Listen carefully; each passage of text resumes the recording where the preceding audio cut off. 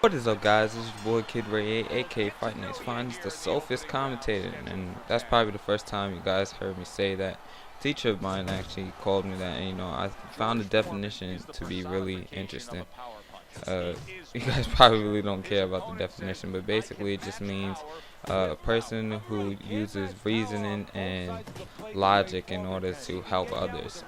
That's the ancient Greek definition for it. The American definition for it, or modern day definition for it, has something to do with deceit, but of course I'm not a deceiver to you guys. So yeah, I found that to be a really interesting name given to me.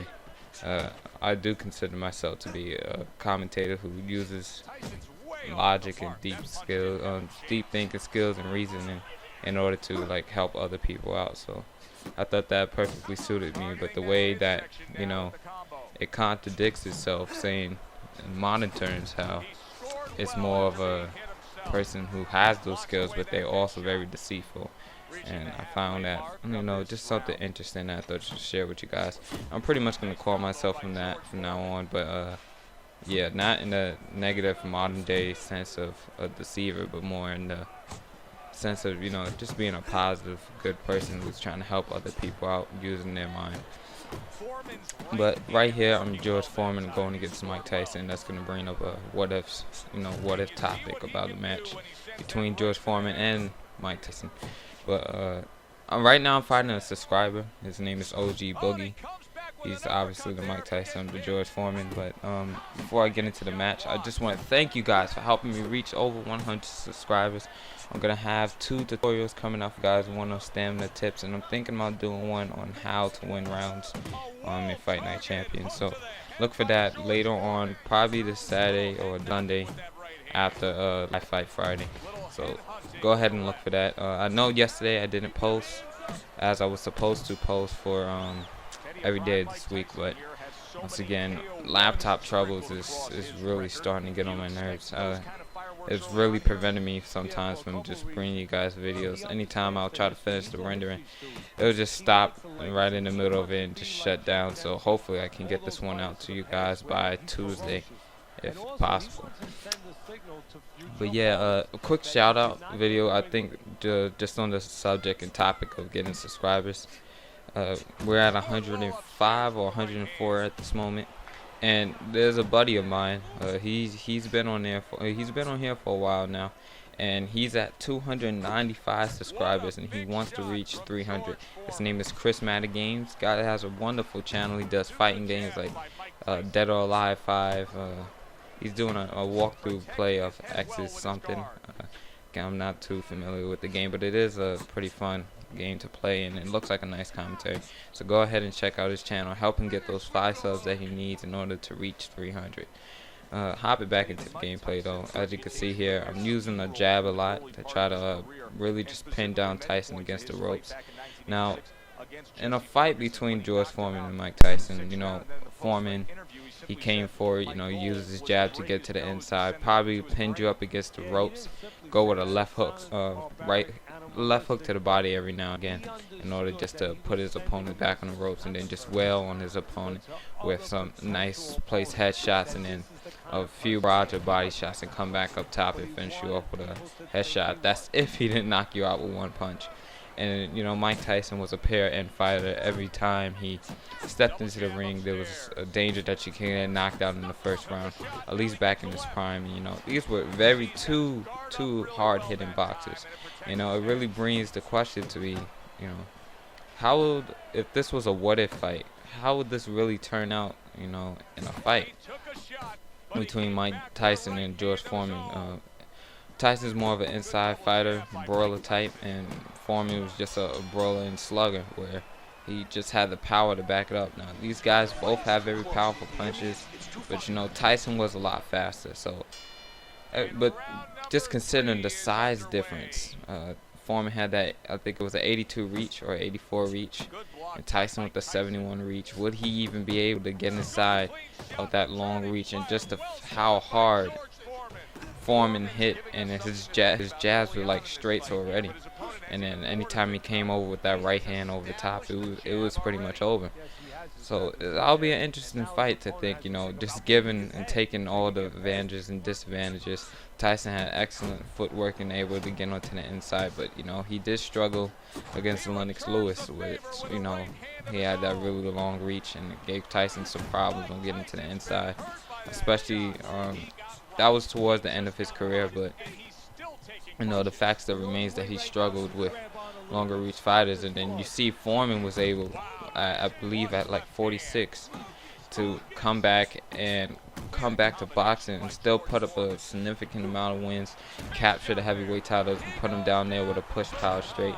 That's something else Foreman used to do, is he'll push on your shoulders to get a little separation, and then he'll hit you with a beautiful power shot over the top, like we did with that straight, in order to put OG down for the first time this fight. But giving and taking styles, as I was saying,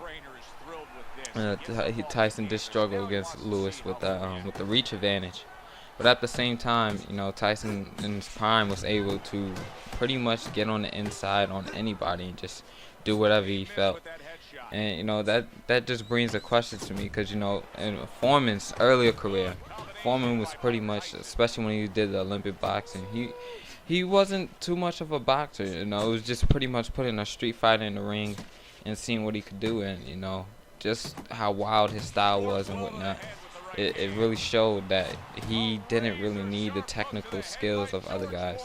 But Tyson was well technically skilled, and he had good power, and he was just a raw talent as well. So I would believe Foreman would be a lot better of a fighter if he was taught the inside fighter skills that Tyson and other inside fighters have. It's interesting to see how Foreman's career could have turned out, maybe if he started off a little earlier. Both fighters had troubles on the streets, growing up. Tyson was from Brooklyn, Foreman was from Texas, but they both really had troubles on the streets, and boxing really gave them an escape to really become something with their lives and really become successful.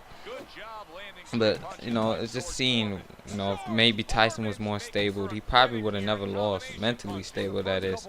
Everybody knows Tyson a little crazy, a little sick in the head. But at the same time, Foreman was well in the head. He made a lot of money after boxing. It's just, but at the same time, he just wasn't as technically as skilled as Tyson. And then if you want to give like a toughness advantage, it's obviously going to go to Foreman. Foreman's defense wasn't the best, and he did take quite a few punches coming in. But at the same time, he definitely had a better chin. He definitely had a better chin than Tyson.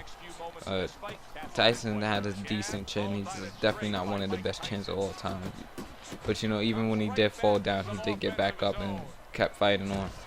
So, at the end of the day, I would believe that Foreman in the fight will actually win. Just even though Tyson had the speed advantage and whatnot, the toughness advantage and the power advantage that Foreman had. And Foreman only losing like 5 times throughout his career, and only losing once by knockout. That'll be an interesting fight to see what happens there.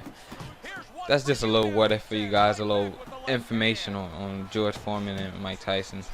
And right here, I basically was trying to use the jab a lot for Foreman, so I can kind of make him feel like he has to get pinned on those ropes, and then watch him see if he'll actually come inside, or if I can hurt him with some nice power shots. But at this point of the fight, we're having a great conversation over the mic. It's pretty much just seeing, who can survive, who's going to be able to win with the power advantage. And, I don't see the fight between George Foreman and Mike Tyson in real life playing out like this, where Tyson is on the ropes 24/7, or, he's backed up into corners. I do believe the pressure from Foreman and just the push strength and, the jab would kind of keep Tyson at bay a little bit. But, Tyson will be able to get inside and pull out some nice fast combinations. As you can now, he's starting to do that. In the first 3-4 rounds, he was on the ropes a lot. He was backing up a lot, but eventually as the fight come on, he started to get more aggressive, to try to use the speed of Tyson to his advantage versus the slower Foreman, who you have to really be able to pick your shots well with Foreman and just know what punches to work and when to throw those power punches. His body shots in this form isn't too good, but just due to his raw strength, I think Foreman has like 98 strength or something along those lines. It really made the difference of how I was able to use Foreman. And this is a really good guide also for you guys who want to use George Foreman. He's a wonderful counter to anybody on the fight if you know how to use him. He might have a little trouble with guys like who are real speedy or counter punches, but that's if you're not good at timing and knowing when to pick your shots. So in order to use George Foreman, you really got to be a skilled fighter, a skilled boxer like myself, who knows how to get on the inside, know what punches to use in what situations. Even though I missed a power hook right there, just knowing. Oh, that was a demolishing hook. But just know when to throw your shots and pick your shots. It's a real helpful thing for me, especially if you can wear your opponent's stamina down, make him feel like he has to punch, and if you can get a cut on the eye or whatnot. With Foreman, you're pretty much gonna be in business for the rest of the fight. So the key to using Foreman, just use his stamina well, pick your shots, jab to get to the inside and keep your opponent at bay, and then look for a right hook or a left hook to the body every now and then. Once their stamina is drained down and everything is lowered, pretty much all you have to do is come up with some nice hooks over the top, and you should be pretty much fine from there on. And then also, you got to throw power shots with Foreman. That's the only way you're going to win fights. He does have the raw strength just to knock his opponents down with regular punches, but look for the power shots because it's really, really going to improve your game. So, kind of use this as a guide. I've been using Foreman a lot lately, actually. I haven't lost with him since I figured out how to use him. I won 3 fights in a row using Foreman, one against a Floyd Patterson, and that was a really, really tough fight. The guy actually was backing me down, kind of spamming the uppercuts a bit, but he had to do what he had to do in order to try to get through that cross block. And even the body shots and stuff, I was able to block it with Foreman just using the pump block a bit. As much as I hate to say, most people don't like the pump block, but it's the only way to really get effective blocking out of your boxers, especially guys with low reflexive ratings like Foreman with like a 77 reflexive rating. So that was a tough fight. And then I had a pretty easy one against Isaac Frost, who thought he was just going to come in there and overpower me with his speed and whatnot. But basically we kept him at bay with the jab for a little bit, and then I actually got Isaac Frost to back off and stop being so aggressive, which was a major accomplishment for me, and I was able to knock him out in like the 5th round, just taking away his stamina and keeping him down, keeping him at the ropes and just keeping him at bay.